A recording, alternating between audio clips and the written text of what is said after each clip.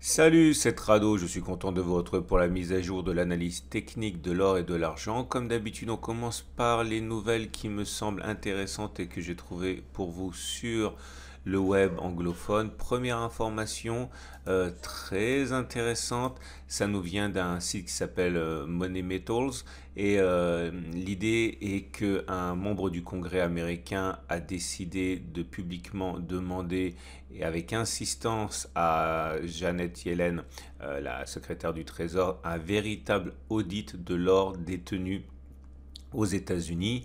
On le sait très bien, beaucoup de banques centrales, beaucoup de pays essayent de se dédollariser, de se rendre moins vulnérables au dollar et accumulent de l'or.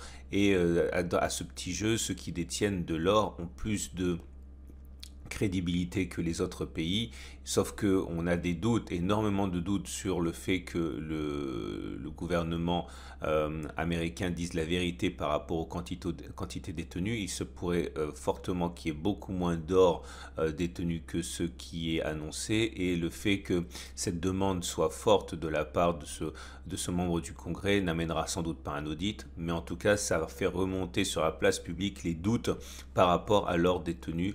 Donc vous trouverez le lien vers cet article en allant sur mon site. J'ai mis un lien qui pointe vers cette information. La deuxième est un très bel article de vulgarisation et de synthèse qui nous vient de investing.com. Vous trouverez là-dedans beaucoup de choses quant à ce que devrait faire l'or dans les prochains mois. Et en fait, la question, c'est qu'on n'en sait rien. Parce que clairement, s'il y a de l'inflation, ça devrait être bon pour l'or. C'est pour ça d'ailleurs que l'or augmente en partie. Mais si l'inflation est telle que la Banque centrale américaine doit remonter les taux, eh bien ça va faire de la concurrence pour l'or, puisque l'or, entre guillemets, ne rapporte rien par rapport à des taux américains à 10 ans qui rapporteraient davantage, et ça risque de pénaliser l'or.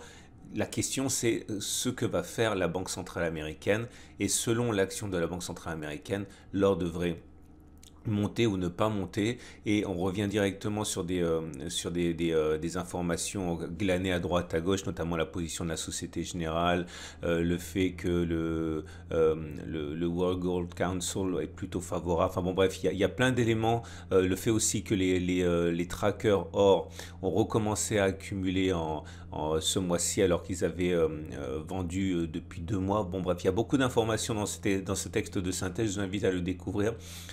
C'est sur investing.com, et si vous voulez pas vous embêter à le chercher, venez sur mon site, il y a mon lien, et ensuite votre navigateur peut traduire automatiquement les informations de l'anglais vers le français. On enchaîne avec l'or libellé en euros. Et l'or libellé en euros qui acte, enfin bon, c'est pas nouveau, hein, ça fait quand même plusieurs semaines maintenant qu'on a une résistance à 1560-1567.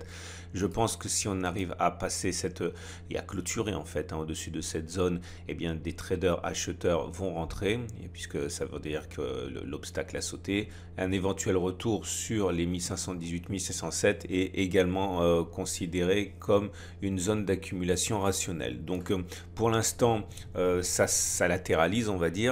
La tendance de long terme est haussière car on est au-dessus de la M200. La tendance de fond est haussière car on est au-dessus de la M50. La tendance générale est haussière car on est au-dessus de la M20. Par contre, la M7 est plutôt plate, plutôt descendante. Donc la tendance immédiate est plutôt neutre, hein. On passe à l'or, mais cette fois-ci libellé en dollars avec un constat équivalent. Nous n'arrivons pas pour l'instant à sortir de cet espace de congestion compris entre la résistance à 1888-1913 et le support à 1869-1890. Cette zone est une zone d'accumulation rationnelle. La prochaine zone d'accumulation rationnelle sera un retour sur les 1830-1846 pour acheter en petite quantité.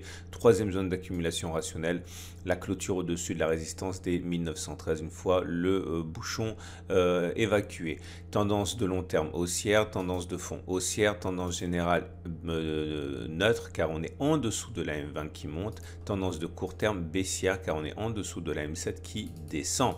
Et on passe à l'annonce de mon sponsor aucoffre.com. Alors, j'aimerais revenir plutôt que sur les produits aujourd'hui, sur la question qu'on me pose régulièrement par rapport au fameux LSP, au fameux droit de garde. L'idée, c'est que je parle souvent du fait que ça active le LSP quand vous achetez tel ou tel produit. C'est parce qu'en fait, la garde dans des coffres ultra sécurisés en Suisse, en Belgique, etc., ça coûte très très cher. Et donc, vous payez des droits de garde pour justement conserver vos pièces. Mais si vous vous engagez à acheter tous les mois une certaine quantité, même petite, vous avez la gratuité des frais de garde dans ces coffres ultra sécurisés. C'est pour ça que je privilégie à titre personnel des achats avec l'abonnement mensuel LSP qui permet justement de sauvegarder, de préserver, de ne pas payer ces droits de garde sur les pièces qui sont détenues dans les coffres. Voilà ce que c'est.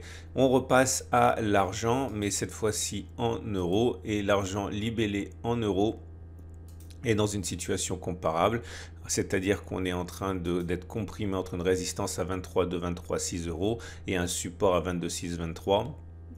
Le rejet vendredi a été très clair sur cette zone.